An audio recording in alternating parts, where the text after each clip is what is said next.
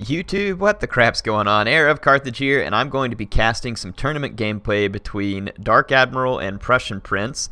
That was from I don't remember the name of the tournament. It's a Russian tournament, and I had the link to the website. I'm just going to cover the rules real quick. It's a best of 5 matchup between the players, and you can't repeat a faction unless it goes to a 5th game. The player who's on top of the bracket picks their faction first and is the attacker, and so then of course the other person picks their faction. You cannot pick the same faction as your opponent unless it's the decisive game, again game 5, and again that's the only one where you can repeat a faction. So it makes the players kind of have to decide which order they want to play their faction in and how they want to play it against other factions picked, which I like. That adds a degree of depth here. In terms of the rules, there are a few rules here. It's going to be large funds, large unit size. The map is Oakenhammer, and then you can have 1 hero max 4 the same for Bretonia, and hero would not include a lord. It's just like an additional hero.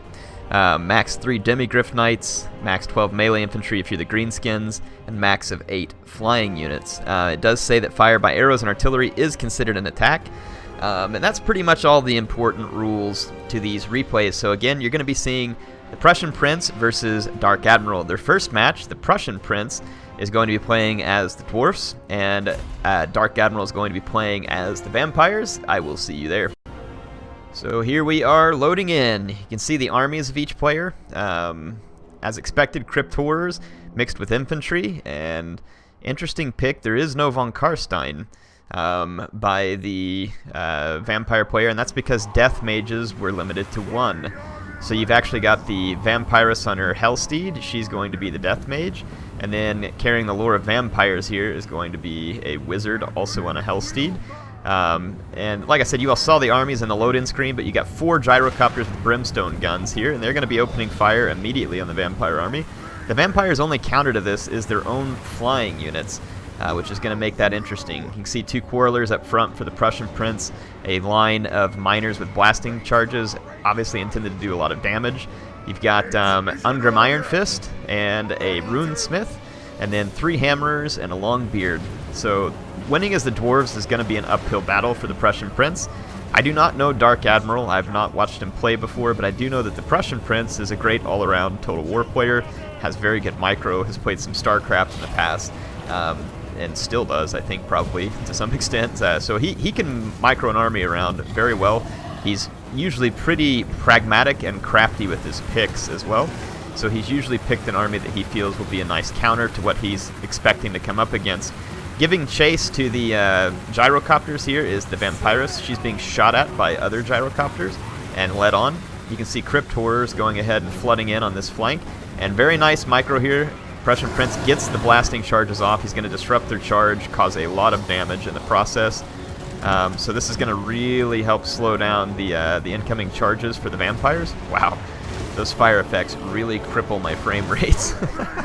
In any case, you can see that the battle kind of coming in here, and the blasting charges definitely being used to good effect to slow down the vampires. I did hear a Fate of Buna go off here against the hammerers. It's causing almost no damage, so the magic resistance of the dwarves holding strong here.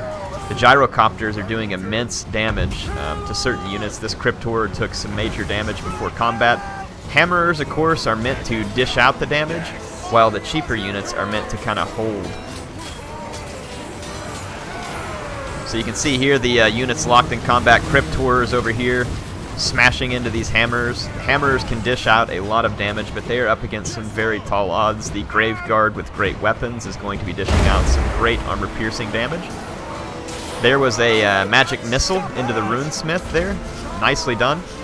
You can see that the Lord for the Vampires is under attack, and in pretty rough shape. The gyrocopters with brimstone guns causing a lot of damage, and you can see the Vampirus above working on killing other gyrocopters. Quarrelers and gyrocopters firing away, and Quarrelers do not die particularly easy in melee combat. They're actually quite good. So Dark Admiral's Lord is in grave danger at this point. He's dropping rather quickly, but the infantry line of the Prussian Prince is struggling mightily to keep up with the Vampires. The Vampires, unless they are crumbling, are very, very hard to kill. See another magic missile zooming in there. That was the magic missile from the lore of vampires, I believe, and causing a lot of damage to the runesmith. It also caused some damage to friendly units, but the center for the Prussian Prince is breaking up a little. He's pulling out a hammer to try and finish off Dark Admiral's wizard, but the vampire hero, or vampiress as I usually call her, she is still there on her Hellsteed, kicking the crap out of some gyrocopters. We're getting a great performance over here for the most part from Ungrim. He's going to do well against these infantry units. Where he's going to struggle is that his army is going to be outnumbered pretty heavily by the vampires. They're usually going to be higher in numbers. He's doing a good job though, and he's causing some crumbling amongst these Graveguard.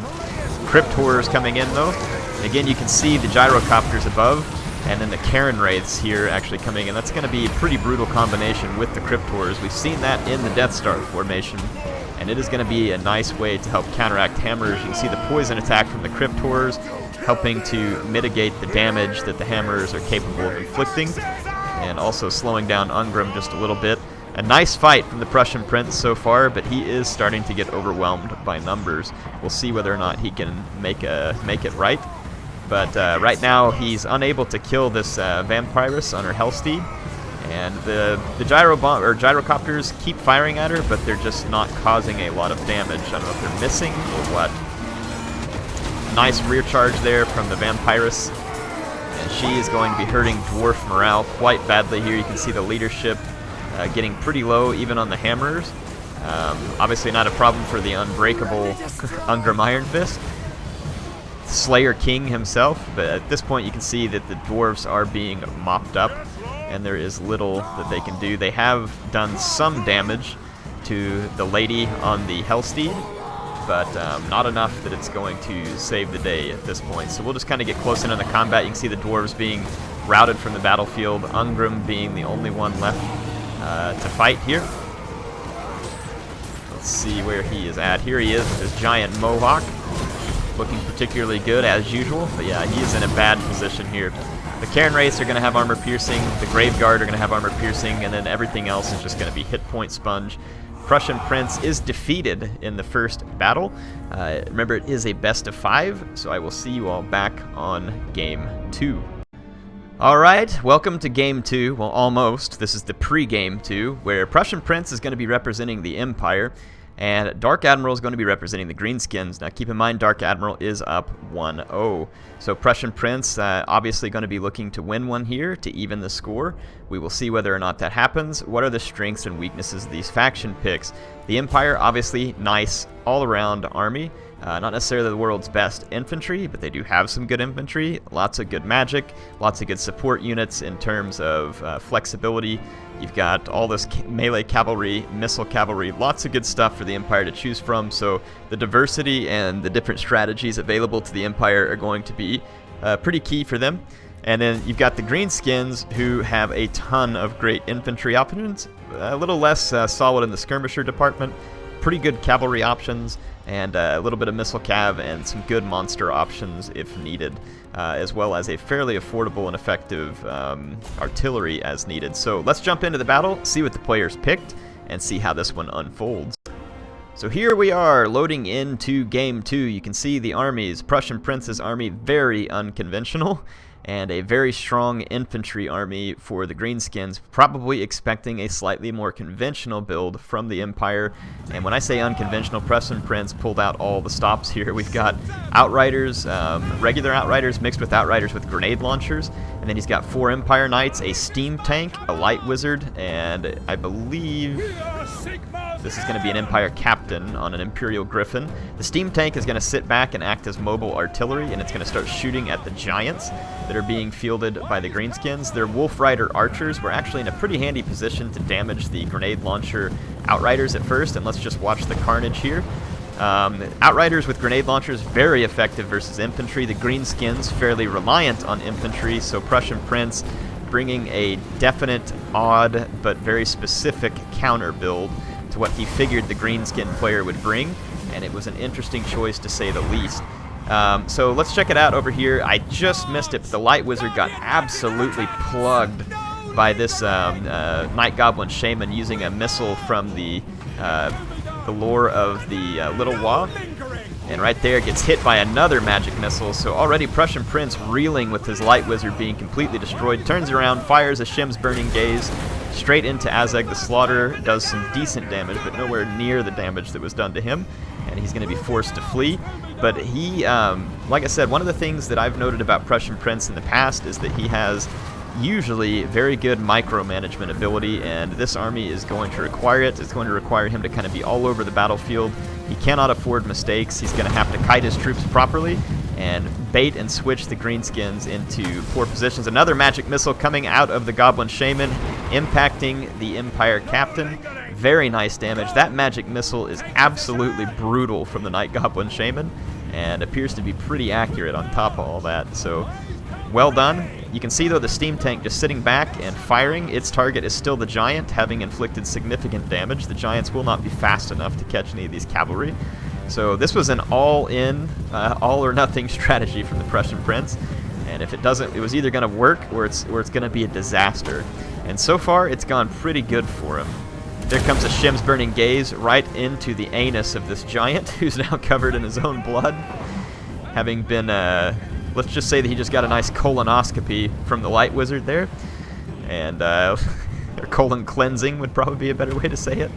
In any case, Prussian Prince keeping his army in a surrounding position, kiting back and forth with the infantry. The Goblin Wolf Rider archers are the only real counter to the grenade launcher cavalry. They're going to need to stay alive. Only 1 kill on this one, and the other one is only 3 kills, so their damage is just very poor. You can see the grenade launchers firing away. 17 kills on this grenade launcher cav. And let's find these two over here, 7 and 11 kills respectively. The long-range Outriders were a nice touch, and it's definitely going to help him get rid of these Wolf Rider archers. Going to be quite damaging, whereas the Wolf Rider archers are fast, but very light in damage. So the steam tank is going to be uncatchable because the Greenskin went without cavalry, and this is honestly an interesting choice to have gone without cavalry as the Greenskins. They've gone all infantry, and Prussian Prince's pick here was very gutsy. Had there been a bunch of Savage Boar Biggins, or Boar Biggins, this could have turned out very, very differently for the Prussian Prince, who would have been forced to engage his Empire Knights with cavalry that have a bonus versus large, whereas his do not. However, he could use his Lord to help with that. Definitely one possibility. He could also use his Wizard to help, but still, it would have been a much more difficult thing to counter. So this was a very much risk-reward type situation. Look at the grenade launcher shredding this Savage Orc unit, and then these Savage Orcs being picked to pieces by the Missile Cavalry, who all have plenty of ammo to get the job done here. 26 kills now on the steam tank as it routs a Goblin Wolf Rider Archer, and you can see Prussian Prince commands the battlefield in terms of mobility, and the Greenskin player, Dark Admiral here, is just absolutely forced to react to it and do whatever he can to best survive the onslaught. He's lost his Wolf Rider archers for the most part. These ones are now under fire, and those are really his only hope here to counter stuff other than his Wizard, which has been busy trying to kill the Light Wizard. Here comes another magic missile, direct hit, nearly killing the Light Wizard. Very fortunate for Prussian Prince that he's still alive here. It looks like he was trying to return a spell, but then breaks. So that Night Goblin Shaman paying dividends so far for the Greenskin player. Were it not for that, he would be in very rough shape. So a very nice pick on the part of Dark Admiral, giving him the flexibility to shoot at flying units and then keeping Azag on the ground where the flying units would have to come down and engage. You see the grenade launchers and the Empire Knights here combining to destroy an Orc infantry unit. There are more Savage Orcs incoming. A couple of Empire Knights there on an errant charge. More grenade launchers incoming, so very, very devastating for the infantry units that are involved here. The grenade launchers are wrecking them. And here comes a Shim's Burning Gaze, potentially. No. Azag has used Wah here, probably trying to keep his guy in the fight. The steam tank, I really like this, just sitting back, burning its ammo, not getting anywhere near the fight, not giving the Orcs a chance to mob it, and then saving it for last, because this steam tank is terror-inducing, and as is the Griffin should also be terror-inducing. And the Black Orcs will be immune to psychology, as will other units, but the Savage Orcs are not. And you can see here, in fact, we'll see this. It'll say damage sustained, tired. If they're experiencing terror, it will say so here. Doesn't say so at the moment, but I know that this unit, I think, has an ability that might help induce terror. Then if, yeah, Blood Roar, -8 leadership. Yeah, terrified. You can see it there. terrified and routing. So the Savage Orcs were susceptible to that, so nice use of Terror there, and again, it's also available in the Steam Tank. The Orcs do suffer in leadership, except for, say, something like Black Orcs, and at this point, it is just turning into an all-out slaughter. The Greenskins cannot react. They have nothing left that can counteract the magic. All they can do is try and hide in the woods here and ride out some of the Missile Storm. Here comes the Shim's Burning Gaze, missing the Giant, sailing off the battlefield. Grenade launchers, though, hitting in the middle of this blob. Definite serious damage going on. Here comes a magic missile, I think. Yeah, hitting the Light Wizard from the Goblin Shaman, and the Light Wizard is going to rout. I thought he died from that magic missile. No, just shattered at this point. So the Light Wizard's off the field for Prussian Prince, but at this point it's too little too late. Though that Great Goblin Shaman did do it. Azag the Slaughterer is chased off the battlefield by Empire Knights. He's going to be killed, which is going to obviously have a very bad adverse effect on the leadership of the remaining Greenskins. So this match, to me, Prussian Prince's army here, very, very gutsy, very unconventional, and it was one of those things that was either going to work or, like I said, be a complete loss. And I like it. I like to see players gamble like this, and Prussian Prince does have a knack for putting together very interesting, like I said, very pragmatic and very specific counter builds. I've seen him do it before. This one definitely did surprise me, though. I hadn't ever seen anything like this from the Empire. And against an all-infantry army, it is going to be devastating. Absolutely devastating. So, like I said, interesting to have not seen the Orc Boarboy Biggins fielded against the Empire, especially the Empire, since they have the Demigryphs and other units. But, again, not really entirely sure. I guess maybe the Giants were intended to help counter some of that, because they can be kind of a sponge. But I mean, Demigryphs with halberds, for instance, would wreck a Giant, so do missiles. So I guess I'm not sure I'm big on Dark Admiral's pick. I guess I would have to understand exactly why he picked it, and I'm not inside the brain of either one of these players, and either one of these players is going to be a better multiplayer than me. So again, I'm not going to sit here and I'm saying that I disagree with it, but I can't dissect why they did it, and they may have had a good reason. It just didn't turn out here. Look at that Giant there, felled by the Steam Tank, pierced by the Cannonball. The Orcs making one last glory charge here. There's nothing else they can do. They are just sitting back and dying. The Steam Tank never even having to engage in melee, just sitting back in the distance, firing away with its cannon, which is quite good versus large targets like the Giant.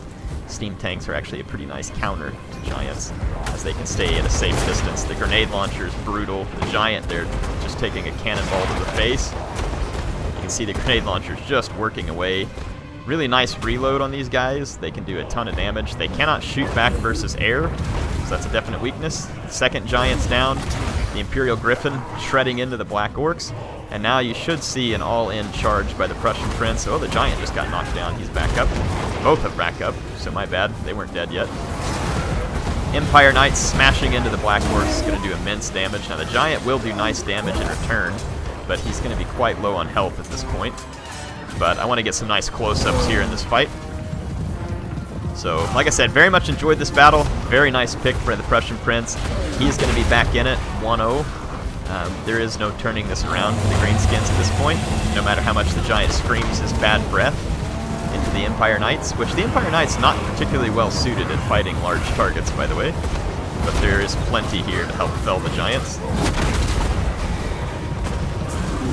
Anything with a bonus versus large tends to do pretty well.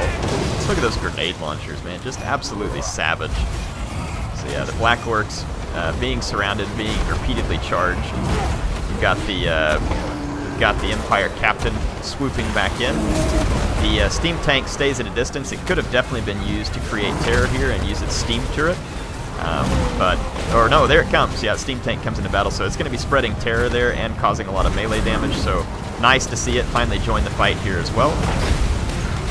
And this is all she wrote for the Orcs. The Giants are the only thing standing at this point, covered in blood. Completely covered in blood, as is most everybody else in this savage battle. And that's going to be it, folks. The Greenskin units rout. Decisive victory for the Prussian Prince. Very interesting counter build, and the series is tied 1-1. I will see you all back tomorrow where I'm going to continue the series. Remember, it is a best of 5, so a player needs to win 3 games in order to take it home. And I will see you in Game 3 between the Prussian Prince and Dark Admiral.